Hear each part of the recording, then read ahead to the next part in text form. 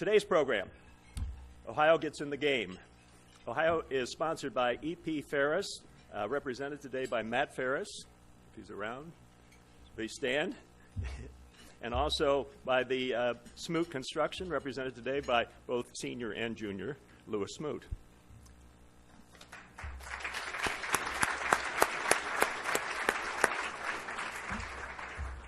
Our first panelist, and welcome to town, is Amit Patel, the general manager of Hollywood Casino Columbus.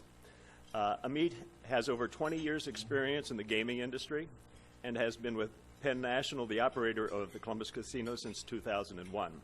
Please welcome Amit. Come on up.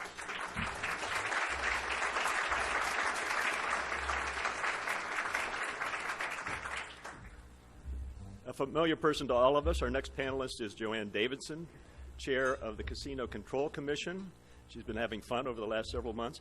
With this appointment by Governor Kasich, Joanne brings over 20 years' experience in the state legislature, including 6 years as Speaker of the House of Representatives. Speaker Davidson, please come on up.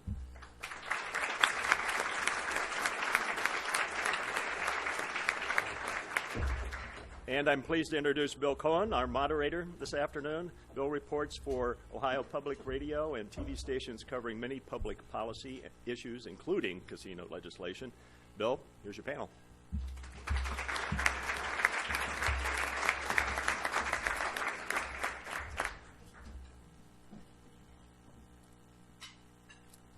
Well, over a 19-year span, beginning in 1990, backers of legalized gambling casinos failed 4 different times to convince Ohio voters to authorize it.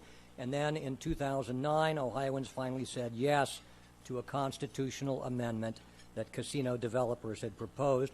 And that's why 4 new casinos are now being constructed, 1 each in Toledo, Cleveland, Cincinnati, and here in Columbus. Today we're here to talk about the new Columbus Casino out on the west side. The big questions now are not, should Ohio have casinos? The voters already decided that, 53% saying yes. So instead, the questions are, how will they be regulated? What are the rules? Who's going to get all the jobs? What will cities and schools do with the tax revenue that the casinos will pay? I'm sure you're going to have a lot of questions to pose. We'll have Mr. Patel and Ms. Davidson give us a few general comments to start off, and then I'll pose a few questions, and we'll open it up to the audience. Let's hear first from Mr. Patel. Could you just give us an update, 2 or 3 minutes here? Where are we at in terms of that Columbus Casino? Sure. I think you can just stay right there. Is that work? Great. Perfect. Thank you, Bill. And thanks again to the Metropolitan Club for providing us this opportunity to update the Central Ohio community about the progress we're making on the west side.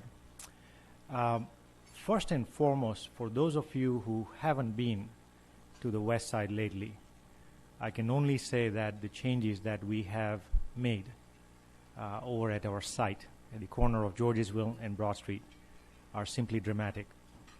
And when I say dramatic, there are some significant milestones that we reached. First and foremost, being that we broke ground in April of last year, and in one fell swoop, 9 months of relentless work by our friends, community coming together, and getting to a point where by the end of December, the building came totally under roof, and now the interior work has begun uninterrupted by weather conditions. We are looking very, very good in the process of getting our casino open in the early part of 4th quarter, sometime prior to Thanksgiving. Special thanks to Smoot, first and foremost. They have been very good partners here with us. Special thanks to the subcontractors that we have connected with as a group, and many special thanks to our friends at the building trades unions as well. Without these 3 parties, multiple entities coming together, we could not have achieved this milestone back in December. Since then, what we've done is starting to develop a blueprint of what the hiring process will look like, when the construction will end, when the permanent jobs will begin. And we made a significant announcement this morning with a consortium that we've found with all of the local colleges, primarily the 4 that we've announced, with an institution of workforce development with us today. That is Columbus State, Hondros College, and Central Ohio Technical College, who are going to partner with us in not only developing, training, recruiting 2,000 permanent positions as we get late into this year to open the facility. Once we open, our investment will exceed over $400 million in Columbus, and we would have, by then, we'll have employed over 3,500 construction people, followed by 2,000 permanent people working at the site. And when we open the doors in fourth quarter of this year, in the very first year, we expect to have an average of over 10,000 visitors coming to the West Side. Our commitment to the West Side has been relentless, will continue to be relentless, and we have partnered with each one of these colleges today to make sure that we provide a preference to all of the potential applicants that come from the West Side so that we can prioritize the application pool. As you know from all the headlines that you've heard in Cleveland, in Toledo, for every position, we've had a ratio of anywhere from 20 to 30 applicants applying for these roles. West Side particularly is our bias because that community, we feel, has been hit the hardest of all the surrounding communities in Central Ohio. Hence, we'll continue that commitment in our charitable efforts. We'll continue our commitment in employment, training, development, and we continue to work with local social services group, business groups, and residents to make West Side a better place. Okay. With that, last thing, I do want to make sure I thank the Casino Control Commission for, and I'm not trying to earn brownie points here, they have been absolutely marvelous to work with. It just seems like since I landed here in August that we've been growing together, we've been hiring together. Sometimes I feel I'm in contest with Madam Chair here. When she hires 5 people, I get motivated to hire 5 more people. And so the unique part about this process that I've found is this Casino Control Commission has been by far one of the best that I've worked with in my 20-year gaming career, primarily from the fact that in a very short time, they've showed me how they can bring best practices from all over the country in different gaming jurisdictions and bring the best ideas, be willing to sit down with us, talk to us, listen to us, and come up with the best policy together so that we have the best foot forward when we open the doors. Joanne Davidson, maybe you could remind us, just bring us up to date, where are we at in terms of regulating not just this casino, but all of them, but especially on this one, where are we at in terms of issuing the license, doing the background checks, and coming up with all the rules that will regulate this casino? Well, thank you, Bill, and thanks, everybody, for being interested enough to be here today. First, I just want to say what a pleasure it's been to work with and get to know Amit Patel. I notice your wife is here today, and I haven't had a chance to meet her today, but they are new residents in Franklin County, and he's just been very good to work with. I know both operators have some representation in the audience today. We are the regulatory body. We understand, and I'm sure that we have that understanding goes with both of the operators, what our responsibilities are, and we take those responsibilities very seriously. As an individual, I've never been a casino supporter. Those of you that know me in the legislature know that I certainly wasn't supportive of doing anything there. But the people of Ohio, the voters of Ohio, have spoken.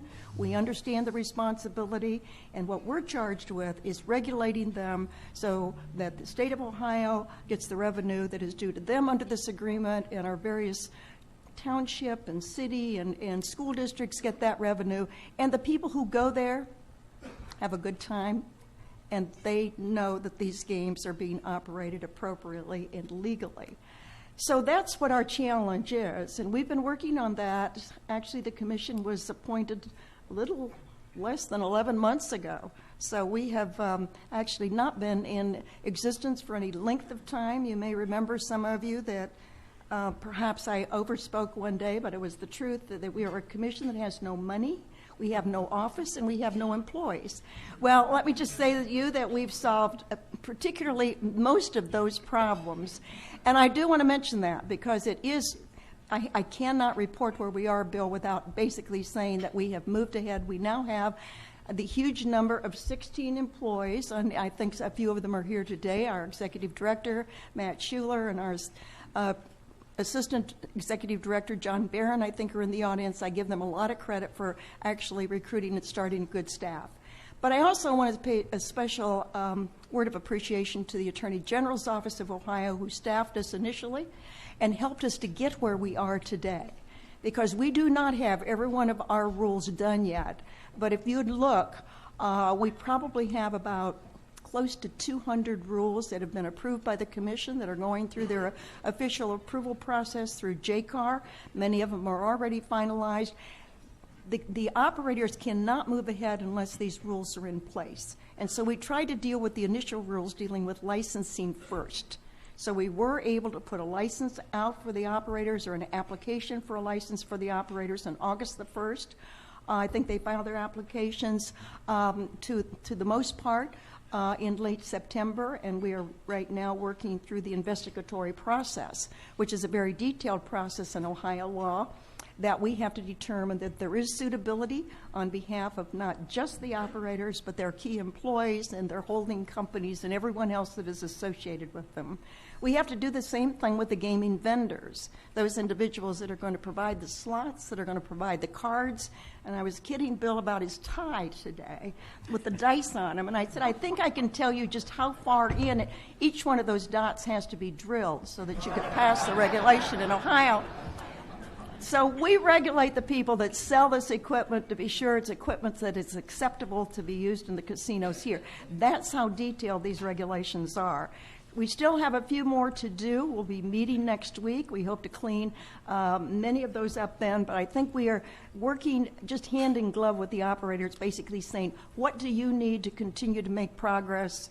What can we work with you to do that? And we are going to be a little delayed on the first two openings. I think that both of the operators sort of had a date that they would have liked to open on, but essentially they're not going to be able to open until the Commission and the operators agree that we are ready to move in that direction and everything is in order to do that. So we're hoping that we can cut down a little bit on that delayed process, but I do know, and I want to speak for all of the Commission members, we are not going to move ahead until we think that we have complied with the provisions of Ohio law, and we are actually licensing operators that meet the suitability test in the state of Ohio. But we're working hard to do that, so that's kind of our update right now, Bill. Mr. Patel, how will your casino deal with customers who are addicted to gambling? Is it possible for the casino to refuse service to them? Can you spot a gambling addict when they come in? How does it work? Absolutely. There's multitudes of avenues that we can provide here from both sides. And we believe, Bill, that this is not just a regulatory responsibility. From the operator side, we clearly have a responsibility to make sure that anything that we provide in entertainment does not have a possible avenue where people go undetected when they get into an addictive behavior. An addictive behavior could be in the form of more shopping, extra spending, gambling, drinking. We have very specific mechanisms on all of these fronts when people enter into the casino. As we start looking at people who are, say, for example, losing at table games, we look at their betting pattern, we look at their spending patterns, we look at the volatility of people spending at the casino. We look at very specifically the alcohol consumption policy, which is least understood by community at large. We would have zero tolerance policy when it comes to over-serving alcohol at any one of our facilities within the venue. Especially when people are looking for help. We want to make sure we not only provide them the information, we have an 800 hotline number that we'll be providing. We'll be working with those individuals privately and with their families if needed to make sure that we get them on a path. We would have a voluntary exclusion program and an involuntary exclusion program that we'll be working with the Casino Control Commission, to make sure that those individuals who truly need help, we are there to assist in that process. Now, do I understand correctly, 2% of the gambling revenues are supposed to be set aside for gambling addiction treatment? Something like that? That's correct. Of the 2% of the tax which has been agreed upon, which is a 33% tax on gross revenues of the casinos, is set aside for use in treating problem gaming and other addiction services, and the Commission has taken that responsibility very, very seriously. And currently, working with the Commission staff, Laura Clemens is here today, and she is leading that within the Commission staff. We are working with the Ohio Department of Drug and Alcohol Addiction Services and also with the Ohio Lottery. We're putting actually out a baseline poll so we can determine before the casinos open what the situation is in Ohio. We are also going to do then actually an additional survey of what services are currently available so that as this money begins to become available, it can be targeted in the right way to have the most impact upon the problem gaming. It is something that both the operators are concerned about, and they are required to provide us with a plan of what they're going to do internally. We will cooperate with each other in the voluntary and involuntary programs that we will have for people to be admitted into the casino, but we will try to work to direct those dollars where they can be the most helpful in Ohio, and it will greatly expand the dollars that are available for this particular, treatment services bill. Just one more question on this front, and we'll move on to something else. You've got gambling addicts, but then there's another group of people who may not be addicts, but they still may be people who are losing their rent money, their food money, their college education fund, and losing it at the casinos. Is there any way to deal with them, or since they're not officially addicts, you can't? Bill, that's where my first statement comes into the picture here. We don't necessarily look specifically for the addictive behavior. When it comes to spending pattern at a slot machine or table games, that pattern is very important. We monitor it, we analyze it, we do sensitivity analysis on it, and we look at how much people are spending. And if we see any type of volatility, unusual betting patterns, all those things go into our formula of equation of how to detect people who might be going beyond their means. As you know, this is never a science, but it's full faith effort from all angles to make sure we start developing these patterns on a very scientific basis that we look at on a day-to-day and make sure that as we see these signs, we are able to talk to these individuals directly. I definitely want to make the point of adding what Madam Chair said earlier about the 2% dedicated fund to this issue. This is where I feel Ohio gets it right. I haven't found a state that has designated this type of resources, including in the destination markets, where at the end of the day, or at the end of the first year of operation, $10 to $12 million would be designated for all addictive type behavior problems, and to address them and working with the Casino Control Commission is absolutely unprecedented. Could you talk some about the economic development, not in the casino itself, but around it? I think there was a report recently from a business group that was foreseeing dozens, hundreds of hotel rooms, jobs from small business around there. Can you talk about that? Sure. Time and time again, in every jurisdiction that we've expanded to, what we have found in short-term and long-term, that casino in itself becomes the jump start for a community. Casino itself, the investment itself, the jobs, the suppliers, the spend, they become the catalyst for growth. What you very quickly see, and you start seeing that from next year, starting with small businesses on the west side to large-scale suppliers on the west side. All of these institutions, residents and private businesses, public entities, will start not only reaping benefits, but they in turn will start this propelling cycle where they start beautifying the streets, gas stations, retail conveniences, big names, brand names, national brand names being attracted by 3 million people visiting this area. All that becomes a self-propelling engine. And what we've also seen, and I've said this publicly in our vendor forums, that Nobody here should be surprised in what I could say that we create somewhat of an Oprah Winfrey effect on small businesses around the West Side because of the sheer volumes that we'll be bringing to the area that has been deprived of for many years. The casino, I understand, will be open 24 hours a day. Can you talk, Ms. Davidson, can you talk a little bit about some of the other rules that you've come up with so far? Is it 21? You have to be 21 to go? You have to be 21 years of age. There is an exception for somebody who is employed that's under that age to actually be passing through in a service capacity. But other than that, you have to be 21 years of age actually to be on the casino floor. And the 24/7 obviously is they are permitted to do that under the constitutional amendment, and I think my understanding is they do intend to do that. They will still have to meet with the same rules that everybody else does on the service of alcohol. Not permitted to serve alcohol on a 24/7 basis. There is a restriction on that. There is a gap in a period of time in which they cannot offer alcohol services. So some of those things are actually just complying with what is existing Ohio law that has not been changed. And even though I'm not sure that the casino operators have made an attempt to change that, but it has not been changed yet. And all of the regulations, frankly, they have, one of the things, and I'm going to go back to the problem gaming issue for just a little bit. They are required to join with us, let us approve their materials that will be posted, will be available in the casino for individuals that want to seek help.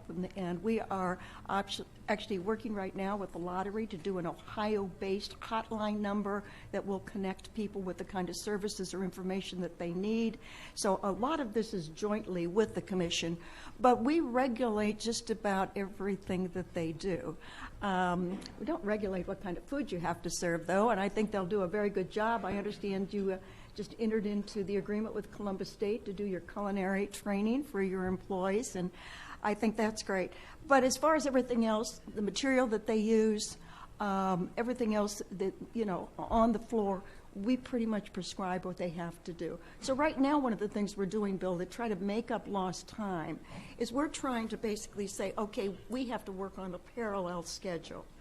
We have to know what you need to be done, we have to know what we can get done, and we have to be sure that we try to make it possible for you to do on the schedule, and you make it possible for us to then do the kind of testing and checking that we have to do. We are far enough along now with these two casinos in Toledo and Cleveland that becomes fundamental for us to actually be able to set an opening date for them. And I think by the time Columbus comes on board, we'll have most of that already worked out of me, so you'll get a little advantage of that. Sounds music to my ears. But you're certainly leading the way in developing a unique utilization of both private and public educational resources in this state. And so I want to congratulate you on your press conference this morning. I'm going to pose one more question, then we'll open it up to audience questions. So get ready to step to the microphone in a couple minutes and ask your question. The owner of the Cleveland and Cincinnati casinos report today that 41% of their construction contracts so far have gone to companies owned by minorities and women. Talk about how does the Columbus casino stack up? Columbus Casino stacks up extremely well. In the very early stages, we're not even halfway through the game here. We have awarded, outside of our smooth contract, $190 million in contracts so far. This is, again, public information that we've supplied to Casino Control Commission. And of those 190 million contracts awarded, we range anywhere from 33 to 35% of those contracts being awarded to MB and WB-based businesses. This is just specifically for the casino in Columbus. Okay. Let me give you this disclaimer first before we go to the audience questions. The Metropolitan Club always leaves time for questions from the audience. You should be aware, though, that the CMC records all its forms for a televised broadcast on Ohio News Network, streaming on CMC's website and the Columbus Metropolitan Library website. So if you have a question, please step up to the microphone, introduce yourself, and ask your question. We thank you in advance for not making long editorial comments. So go right ahead. Good afternoon. I'm Jim with Congratulations, Mr. Patel. In less than 12 months, your doors are going to open, and the return on your investment and Penn National's investment will begin. Can you give us some specifics on what your strategy is going to be on keeping some of those profits back in the community in the form of philanthropy?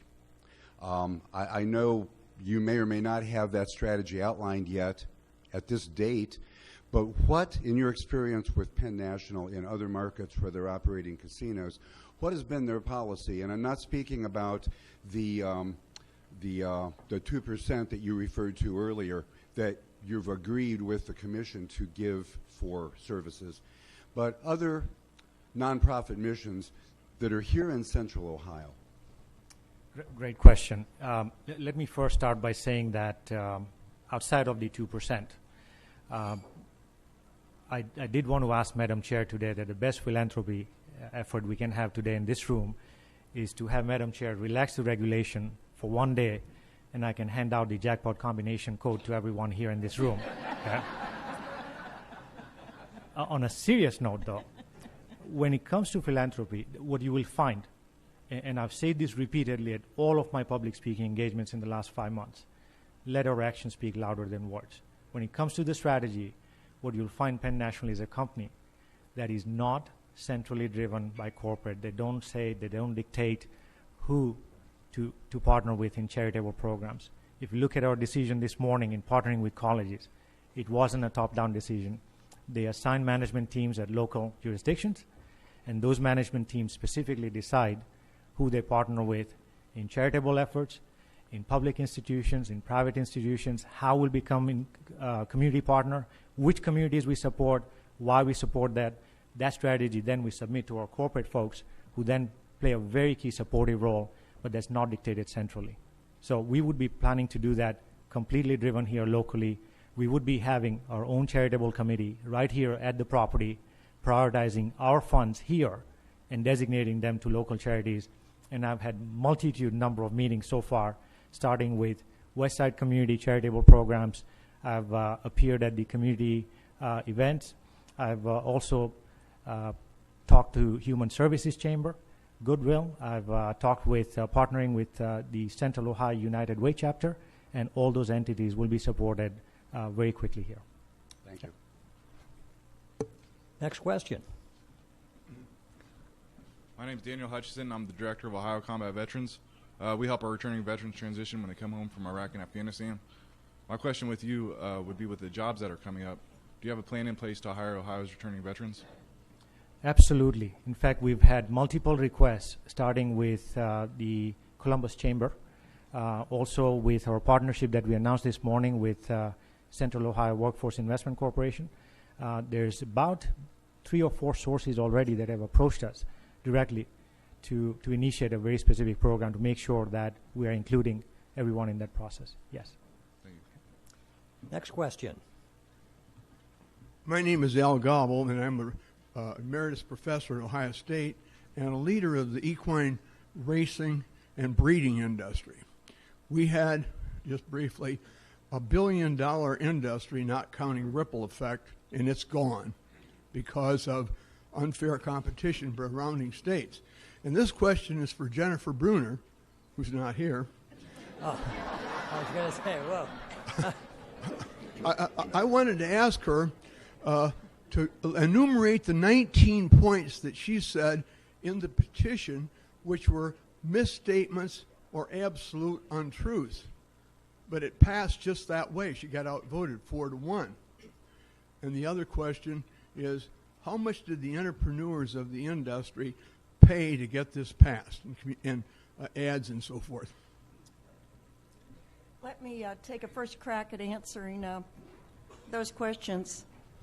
As far as what is being helpful to the breeding industry and to the racetracks, there is a sum of 3% that is set aside, as they're setting aside percentages for problem gaming. They are setting aside 3% of the tax, actually, that will go to the racetracks. That will be for breeding, it will be for purses, and it will be for other operations. There's a little glitch in that a little bit that basically says that if one of the tracks has a majority ownership by one of the casino operators, they do not share in the distribution of those dollars.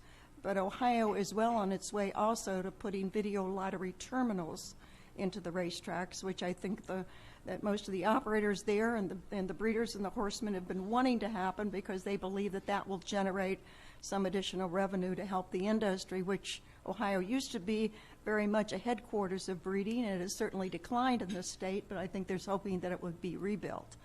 I don't know the exact amount of money that was spent to pass this issue. I'm sure that there are reports that are available, but it was a significant amount of money invested in passing an issue this time around, and they were successful in doing that. So, and there was not any what I would consider to be organized opposition to it. Let me. I'm very aware of what the law is, and there are 4 of the tracks that are owned by the companies that are all or part owners of the casinos. And here we almost had VLTs at the end of the Strickland administration, and now we've wasted a year and do not have them. And as a result, they're going to open the casinos before we can ever get VLTs, so they will train the people who are suckered enough to bet to go to the casinos rather than the horse tracks. After I got caught in the first buyout of '89, I trained and drove harness horses for 12 years. My family bred horses since '65. I'm past president of the Horsemen's Organization, so I'm pretty familiar with what happened. I've been living Okay, this. I think we get the general thrust of what you're saying here. You want you want your industry to have a piece of the action here, and we get that. And I understand. I mean, we are moving ahead with a plan to get VLTs at the racetracks. Now, Scioto Downs is owned by a West Virginia company. It plans to get those slot machines. It's here in Franklin County. Your casino is in Franklin County. Do you think that racetrack is going to take money out of your pocket?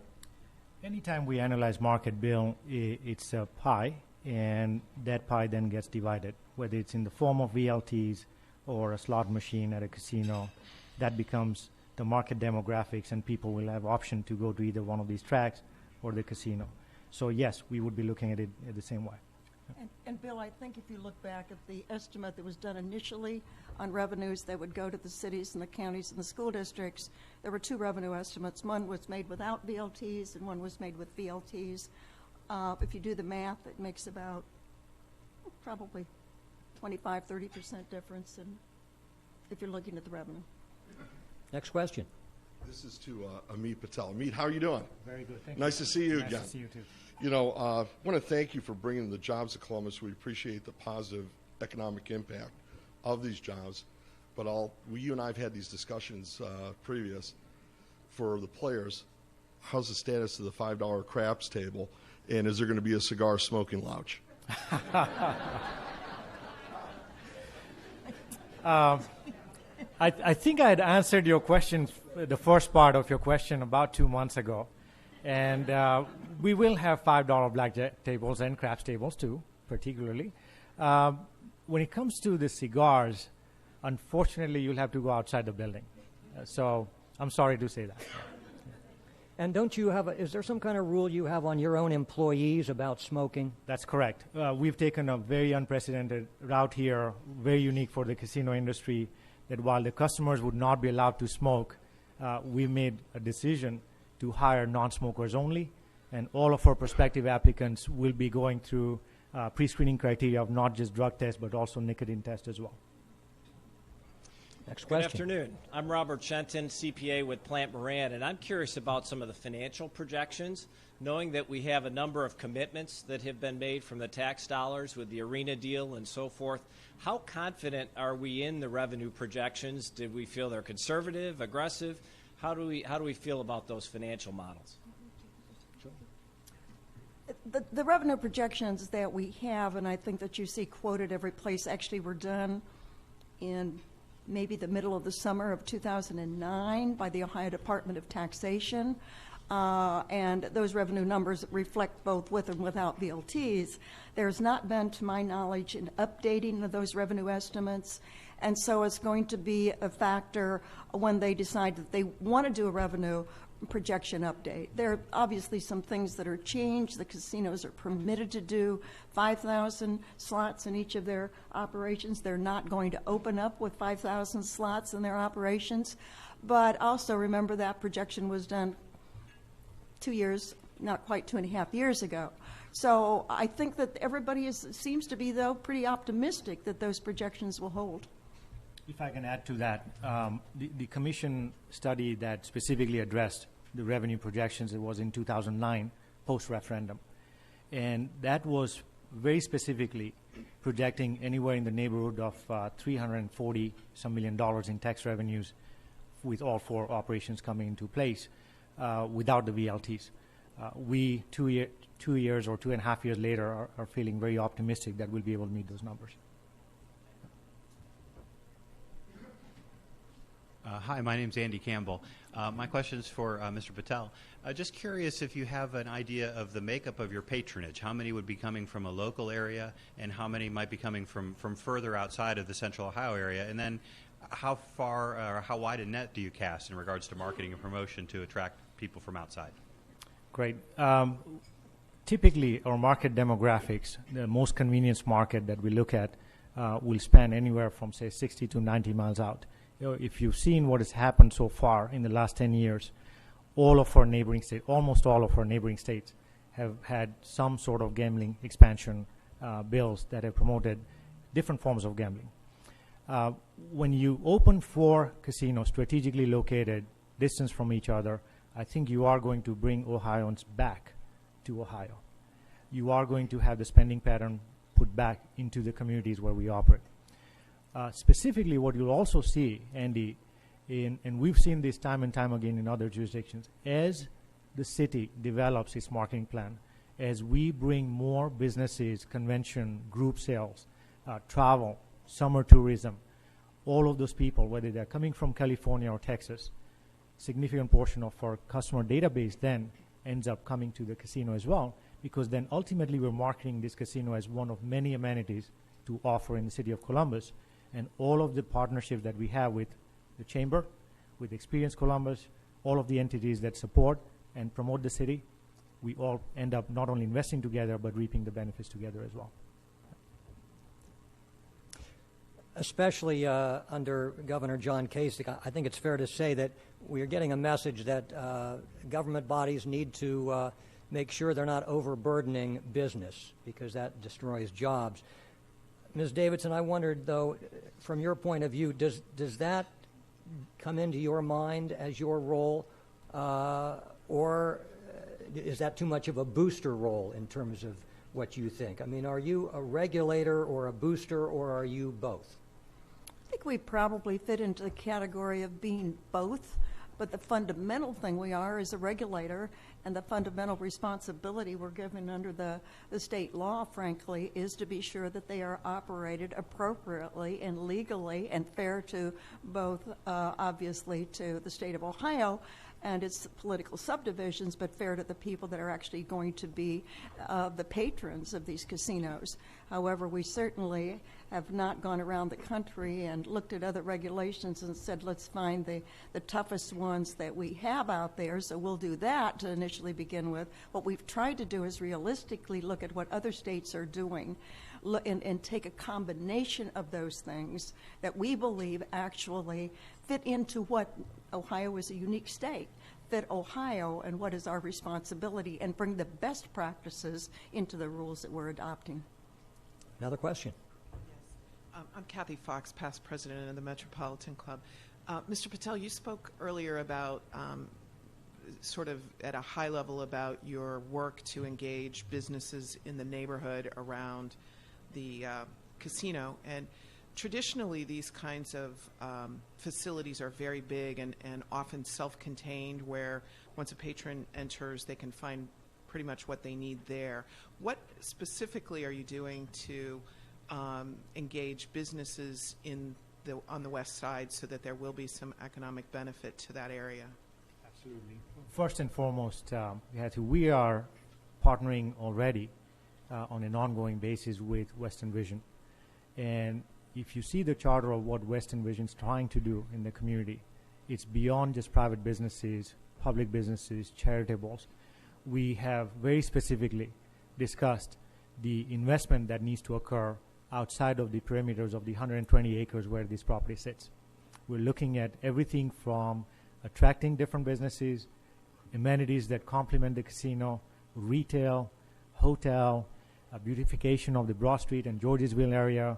We're looking at very specific program as to how we not only just clean up the main street, have better traffic patterns, have a very pretty site for all of the millions of visitors that come to this site so that they can go outside of the casino perimeters beyond the amenities that we provide and then start establishing other businesses, whether they attract tourists or even office space or particularly the hotel space or the retail space that is very, very common in many jurisdictions where we operate. Mr. Patel, you've been a general manager of other casinos run by Penn National in other cities. How would you compare the welcome and the business atmosphere here in Ohio and Columbus to elsewhere? Extremely unique is the best way I can come up with. I talked yesterday that when I say extremely unique, I need to emphasize I was sitting 1,000 miles away a year ago reading the newspaper headlines. And when I landed here in August, and I mentioned this also to even Madam Chair, that the welcome that I've had, not only from the business community, from people who are willing to work with us, partner with us, and wanting to make sure this project gets started and up and running, has been particularly overwhelming. On a personal level, I've never, and I moved to Midwest, I've moved to the Bahamas outside the country, and I moved to East Coast. I've never had a community where we live, where all of our neighbors showed up in the first 5 days with baskets, fruits, identities, and their favorite places to eat, where they shop. It is unheard of, and we were deeply moved. I know my wife, Krushi, here will support the same notion. It's something that we never expected. It has been unusually friendly, welcome, and warm community on the business side and on the personal side as well. I think we have time for at least one more question. Yes. Hi, my name is Megan Novi. I'm a student at Ohio State University, and this question is for both of our panelists. Are you concerned, or do you have a plan for the types of illegal activities that might not happen inside of a casino, but perhaps surround the casino culture? Obviously, the areas outside of the casino will be under the jurisdiction of the local law enforcement entities, but what we are doing is working very closely with them. We initially had a study done on law enforcement and what we needed to do, and included as we visited around the state, visiting with the chiefs of police, with the prosecuting attorneys, with the sheriff. And we are continuing that by our director of enforcement, now renewing those efforts. So we'll work very closely in the 4 communities with the entire law enforcement community. We will have responsibility inside the casino. They will have responsibility outside of the casino, but they will also have some, obviously, enforcement or jurisdiction on any arrests that are made inside the casino. So we will need and want and will encourage a very good working relationship with them, and have already laid the foundation for that now. Mr. Patel, what's your view on that criminal question there? Absolutely. It's along the same lines. We have an obligation here to make sure that not only our perimeters are safe, but also all of the surrounding areas are very safe, secure, well-lit. 24/7 comes with a huge amount of responsibility, and we don't take that lightly. What we are equipped with is unprecedented levels of surveillance systems, working very closely with the local law enforcement agencies. We've been in many situations where we've assisted local law enforcement in catching criminals that surround the property or even are passing by, from our surveillance system to our security systems, and having an ongoing dialogue and communication of presence of each other together. I feel pretty confident that we'll do a very, very good job on that front. Thank you. Any further questions? I want to thank all of you for joining us today. I know we all feel pretty fortunate to have such competent people on both sides of this equation. Thank you. I want to thank our sponsors once again, EP Ferris and Smoot Construction. We'll continue the conversation. I'm sure there'll be a few press people to talk about your program waiting for you out in the lobby, Mr. Patel. Want to again thank Mr. Patel, Speaker Davidson, for your participation today. Welcome to town, Mrs. Patel, and I'm glad you're feeling welcome. And Bill, as always, thank you very much. Thank you for being here. Come back next week for a little politics. Thank you.